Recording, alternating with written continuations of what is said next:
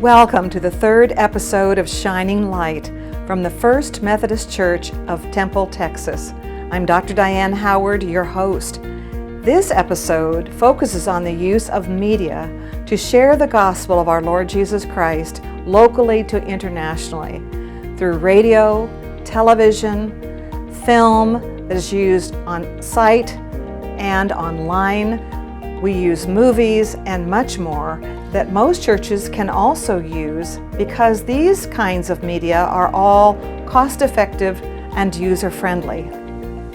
You'll see some examples now of the kind of media outreach our church has.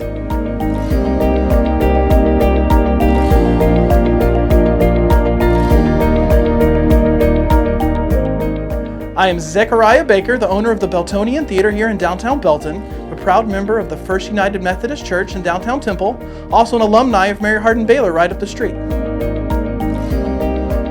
The Beltonian Theater was established in 1922 through a naming contest with the Belton Chamber of Commerce. It operated on and off over the last 100 years as a live event venue, comedy club, second-run movie theater when it competed with the Arcadia Theater in the 60s and 70s.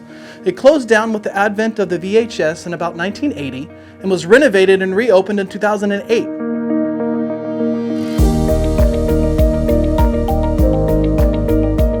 So a big part of my life has been giving back, being involved with the church, being involved with the community as an Eagle Scout and the Boy Scouts, being in the military.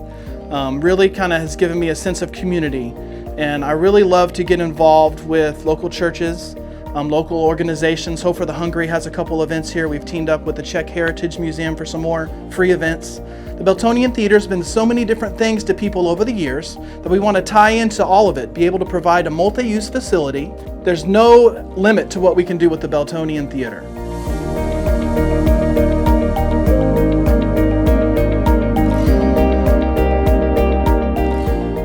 I'm Dr. Tom Robbins. I am the senior pastor at the First Methodist Church in Temple. Monday through Friday, our church publishes what we call a daily devotional, and this was something we do simply to help people early in the morning when they first get up. Many of our members are running so fast with children and work responsibilities, they don't have time to do in-depth Bible studies during the week, so our church actually provides them a study. And we send it out by email, also by Facebook. And I am amazed how many people actually pull it up and use it. It has become part of the ethos of our church. One of the things we use in our church is a great deal of humor to get a point across, because humor is a way where people's defenses are down and they can actually hear the message, much like Jesus used parables. And one of my favorites has to do with Mrs. Smith. She was a kindergarten teacher. She had spent the entire year convincing all her little students that she knew everything. It was the last day of school. All the students were lined up in front of Mrs. Smith. Each of them had a gift wrap box as a gift for her for being such a wonderful teacher, and the first to step up was little Bobby. Mrs. Smith accepted little Bobby's gift, gently shook it, held it over her head, and she remembered that little Bobby's father owned a candy store. And she looked at little Bobby and she said, "Little Bobby, this box has candy in it." And little Bobby said, "Oh, Mrs. Smith, that's wonderful. How did you do that?" Mrs. Smith said, "Remember, little Bobby, I know everything." The next was little Sally. She eagerly presented her gift, and Mrs. Smith did the same thing. She took the box, she gently shook it, she held it over her head, and she remembered that little Sally's parents owned a florist shop. And she said, "Little Sally, this box has flowers in it." And little Sally said, "Oh, Mrs. Smith, that's magnificent. How did you do that?" And Mrs. Smith said, "Little Sally, remember, I know everything." The next in line was little Johnny. Little Johnny presented his box. He was very excited, and Mrs. Smith did the same thing. She took the box, gently shook it, held it over her head, and at that moment she remembered that little Johnny's parents owned a liquor store. As she looked at the box, she saw some seepage on the bottom of the box, and she touched her finger to the seepage, licked her finger, brought the box down and said, "Little Johnny, this box has champagne in it." And little Johnny said, "No, ma'am, it doesn't." And at that point, there was an audible gasp from all the children because Mrs. Smith, on the last day of school, had made a mistake, which meant she did not know everything. Knowing that her reputation was on the line, again, she gently shook the box. She held it up. She looked at the seepage. She touched her finger to the seepage, licked her finger, brought the box down, and she said, "Little Johnny, this box has wine in it." And little Johnny smiled and he said, "No, ma'am, it does not." And again, there was an even louder gasp from the children, and Mrs. Smith knew it was do or die at this moment. She gently shook the box. She held it up. She touched her finger to the seepage. She licked her finger, and then she thought for a moment and she said, "Little Johnny, I give up. What is in this box?"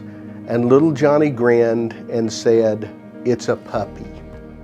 Now, as graphic as that is, it does drive home a very important point, and that is, if you think you know everything, you're going to get into trouble. We don't pretend to know everything. What we know is that we are to follow Jesus Christ wherever He leads us and always be faithful. This is the sort of humor that is used in the daily devotionals, also on our radio, and in worship on Sunday mornings. Tonight our church has been invited by Zechariah Baker, who is a member of our congregation, to attend a free screening of Pilgrim's Progress here at the Beltonian Theaters, which we get to see our church prior to its release at Easter. The Pilgrim's Progress is a wonderful story written by John Bunyan when he was incarcerated due to his Christian faith. This story has been popular ever since, exceeded only in popularity by the Bible. Tonight we are seeing a special screening of a new type of presentation of the Pilgrim's Progress, which is animated. This story was animated because it is intended primarily for Christians in persecuted countries around the world. The producer, Steve Cleary, has had many years of experience working with persecuted countries and persecuted Christians in those countries. He has learned that animations are more easily accepted by hostile governments than other forms such as the Jesus film or even the Bible series.